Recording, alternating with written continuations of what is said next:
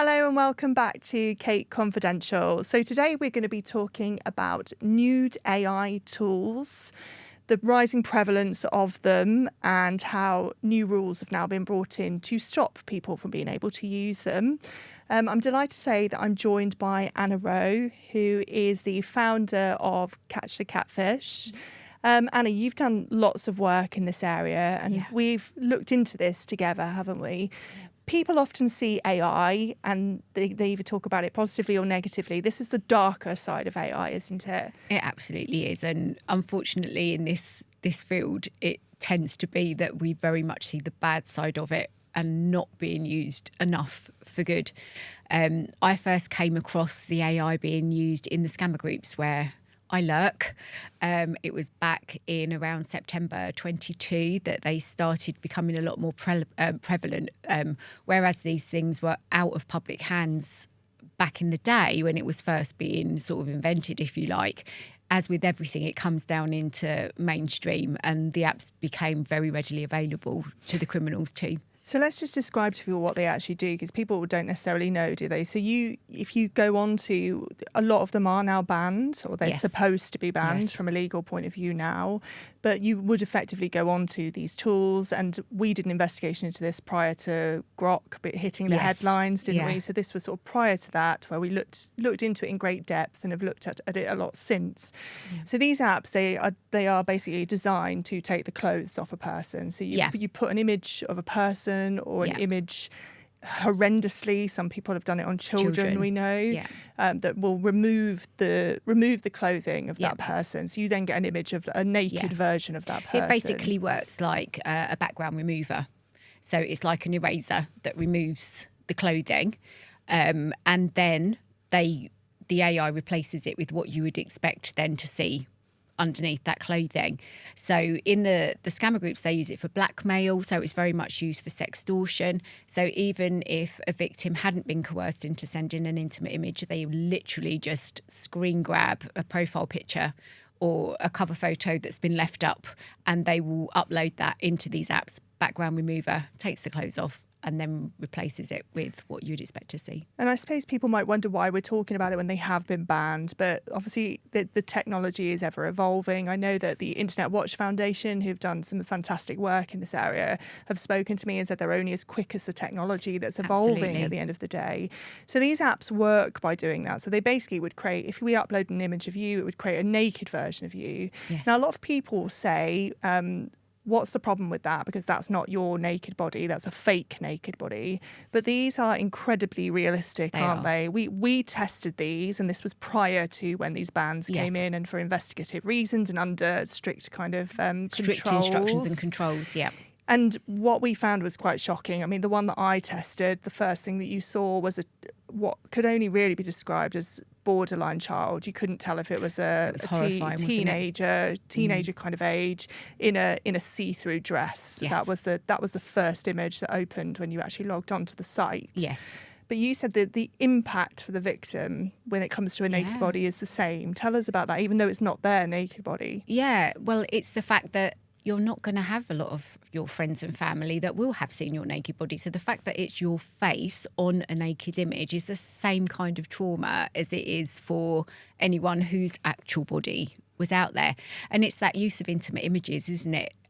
Across the board, whether it's an ex-partner that's doing this for revenge or whether it's a criminal that's doing it for money, the impact on the victim is absolutely shameful. And even though your logical brain's telling you, well, it's not me, it does not change those emotions that you're going to feel inside it, seeing your face in public with that naked body. I know that when we tested it, we particularly used sort of AI-generated images that were fictional. We ensured they were obviously over 18 images. We double-checked and triple-checked and quadruple-checked that they couldn't be based on a real person with the AI company that helped us create them. And what was it that we found that was just really disturbing with that, Kate, was that it was very noticeable that they would only work on a female body.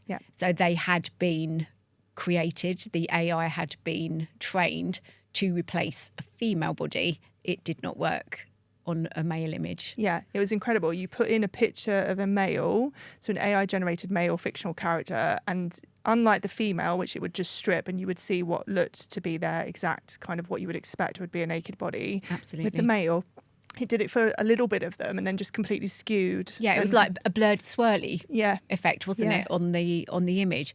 So that for me as well is just incredibly telling about the people that are creating the tools in the first instance. So there are now crackdowns on this. We know that it has now been banned to use these, even to create an image that is a kind of intimate image that's fake is now illegal, and there are prison sentences of up to 5 years in prison. Yeah.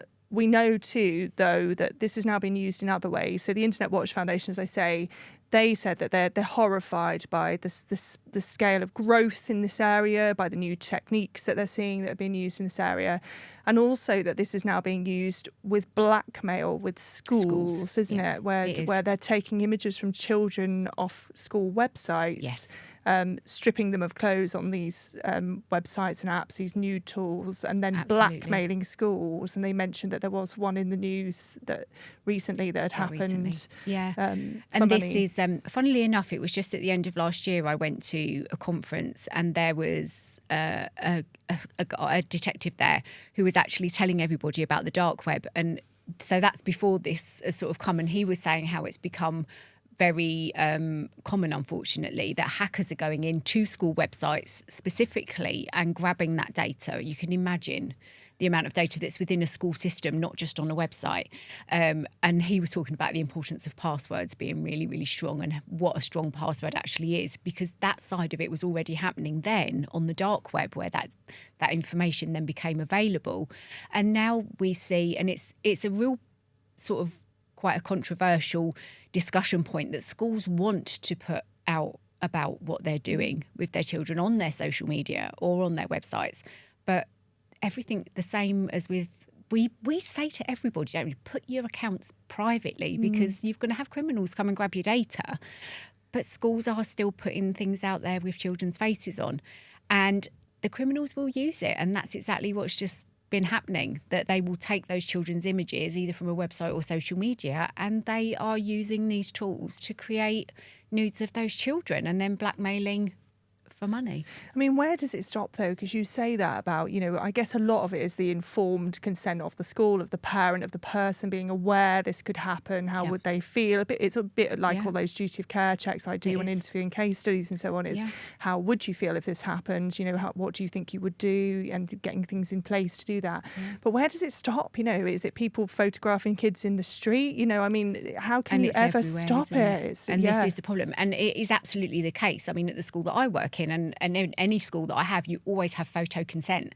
And there are different levels of photo consent. It's whether there's no photos at all, whether it's photos that are okay to be used within the school on displays, or whether you're happy for them to go further publicly. So there is always a consent issue that the school will have signed off on. But it goes back to parenting, and are people actually aware of the dangers of having your children's images out there? There's a frightening video, I think it really hits home if you watch it, that was created a couple of years ago now, where it was a girl talking to her mum and dad, and it came up on a big cinema screen, and it was an image of her that had been stolen from social media when she was little. And now as she'd grown, they'd used AI, and they had literally, her identity had been stolen, so her credit rating was completely gone. They'd cloned the voice that was on the video and aged it so that they could do the hey mum scams, that were the parent. And I think if you actually sit and watch and educate yourself and understand the dangers, then people will be a lot less likely to want to have images out there. But at the moment, I just don't think people see the dangers, which is really quite frightening. Yeah, I mean, the Internet Watch Foundation as well, when they were talking with me at length about this, they were talking about, obviously they see a very dark side to this too, the creation of child abuse imagery. We've spoken before as well in the past about how school children who test this technology are inadvertently creating these images by accident as well, almost. You know what I mean by that, sort of trialing them out, that lack of maturity, that lack of understanding, and actually creating something that they can be prosecuted for, because effectively if you're creating one of your pupil, of the people you're at school with, and inadvertently creating sort of child abuse imagery. But they see this, and they say that they see sort of use of AI to create these images, but often they are so clear, it's so difficult to distinguish whether they're real or not, and the circumstance in which they've been produced. So they actually have to treat them the same way as if it's an actual real life scenario. And the harm is the same to the person whose image it is. And the problem is, as they've said, they can only stick with it as much as the technology they understand on that day. And the harsh reality is that technology is getting more and more sophisticated as days go by. And even with the tools being banned, I think we need to also look at the bigger picture that the AI is also there to create face swap technology. So even if that kind of technology is gone, they will just take nude images that exist and face swap who they want onto it. And it will look seamless because AI has enabled that too. So, it's not just the Nudify apps.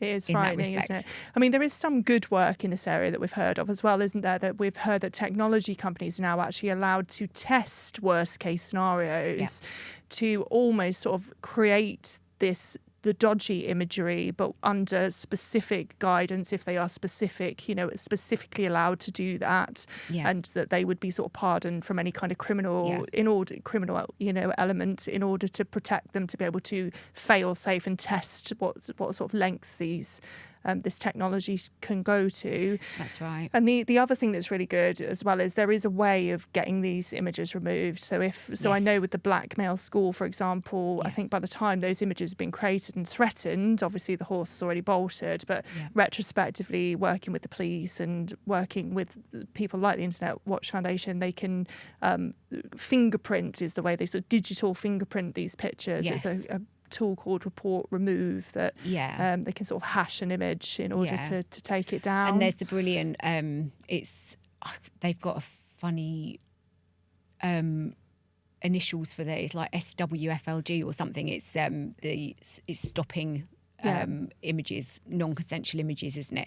And they have partnered with more and more organisations and platforms now, so that anyone that does get those images in. And I think Meta was one of those. Actually, one of the first to sign up for that. So there are ways to get them taken down. But the shame even for the victim having to share those images in the first instance, for them to then get recognised on the platforms, is traumatising. Yeah, absolutely. In itself. I mean, I'll just have a quick look at the levels that's involved in this. So they've said that there was, and this is quite shocking. So this number, so in 2025, there was 3,443 AI-generated child sexual abuse videos that were found. But the frightening part of it is a 26,385% increase compared to the previous year. I mean, that shows you the way it's going with technology. Yeah, and it's just become so much more accessible. I think that's the problem, and it goes back to when are we going to make the people accountable that are hosting all of these things? And we know that there are ways using technology for them to be identified wherever they're being housed and hosted. So why are they not being held accountable as well? Yeah.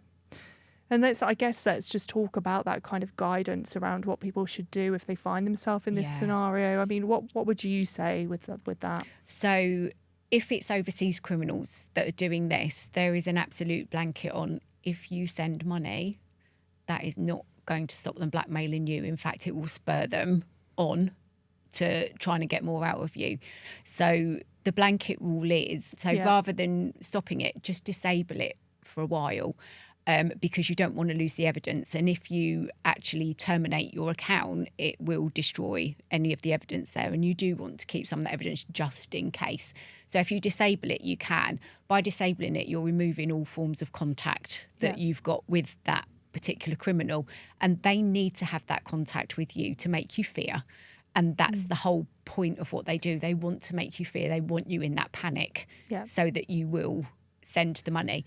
But there are other safeguards that you need to think about as well. So just because they've got you on one of your social media platforms, they will go looking for you on other social media platforms. And if you're the sort of person like me that doesn't like having their photo taken, and you tend to have the same photo on each one, it's quite easy to do a quick reverse search and find out where your other, profiles are.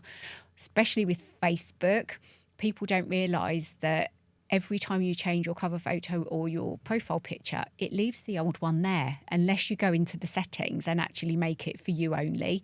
So not only have they got a whole host of your photographs, but they've got the people that have liked your photographs on those images. And that's who they will screenshot and threaten to send images to. So you need to, really go in and do a bit of a cleanup, I would say, on privatising everything that you've got. You've been, in an investigative way as well, as part of your campaign work, you've been a mole, as you say, haven't you? And you've actually been in these chat rooms where you've seen these horrendous discussions between criminals. Awful. Obviously, some of it you can reveal, some of it you can't. We don't want to reveal any tactics to anyone. But what sorts of things did you see in there? So with regards to these particular apps, they would very much advise to the newbies, who it's the mentors and the bosses, as they call them, that tend to run these groups, and they will push out all of the tools that are available. And they will suggest, particularly in romance fraud, for example, this would be used in a different way. They go and work abroad, and sometimes if it's a particular scenario, they will stay abroad for a long time. They're doing that whole long distance relationship trust building thing. They will often use harvested images of other victims as to send first in that relationship guise, and then they will use that against the victim. Well, would you send me images of yourself? And the guilt comes in if they won't. I obviously trust you more than you trust me. So sometimes the victim will be coerced to send them back, but if they don't, that's when they suggest in these groups, it doesn't matter now, because you can just use the images that they've been sending you already, fully clothed ones, put them into these apps, and then they will save those images until the very end of the fraud. So the victim has been put through all this manipulation. When finally things start to unravel, they will go in with those blackmailing them at the end of that fraud.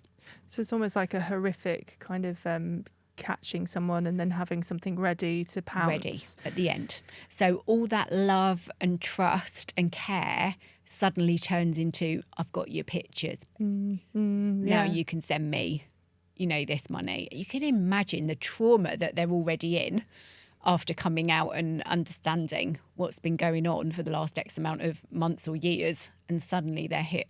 Yeah, so these new tools are being used sort of as part of romance fraud as well. That's frightening. Yeah. Where is AI going? So I'm operating in the business world. People love it. It's helping them, write proposals. It's helping them put quotes together.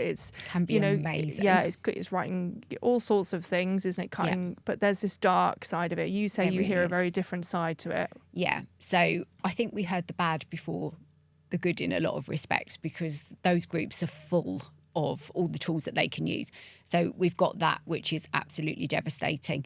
We've also got voice cloning. We have got deepfake video calls, which means that for people in romance fraud, and it's been used in business fraud as well, where they've, put a team together using photographs off of business websites, and that person thinks they're talking to the team, goes and sends an invoice in, got to get that paid. That's how they're losing money as well. It's not just romance fraud victims, but that literally can look like you're sitting on a video call live with the person that you've had photos sent to you of. They are getting crazy sophisticated now, and we're kind of on, it's the third generation now. So we've got a 5-year span, and we're on a third generation where we've moved from it being very cartoonish in some effects to now we can do live voice cloning, as well as the person there, potentially a celebrity, sitting there having a chat with you with the same voice that you'd recognise of that person. And all the shadowing and the lighting, we're losing the capability to say, oh, if they put their hand in front of their face, it distorts the image, because it's actually superimposing an image over the scammer at that point. And it used to be that if they turned their head too much, that it would again distort the image, because it's like a mask at that point. We're losing all of those safeguards now with them, and it's become really, really scary. So where does it end? I mean, there's this great work going on in the background we see, but we just can't keep up with the technology, it seems. But I think that talking about it and awareness. And it is that we can't go through life not trusting, but we do have to verify. And I had that very same, I was talking to you just when we got here about that very same scenario with something that should have been just really nice and simple with an email arriving. But working in this space, you go into absolute hyper mode of, oh my God, is that real or not? And you do have to go and verify now. And that is the safest thing to do. And it's having some critical thinking skills. It's about going back to school again. Let's teach critical thinking skills. You cannot always believe what's in front of you, especially when it's online. So let's go back and teach them how to do some checks. So maybe it is more pushing of those cases in schools again. And, it is, I think. Yeah, making people aware. Anna, thank you so much for talking to us. It's been wonderful to see you. Thank you. Thank you very much.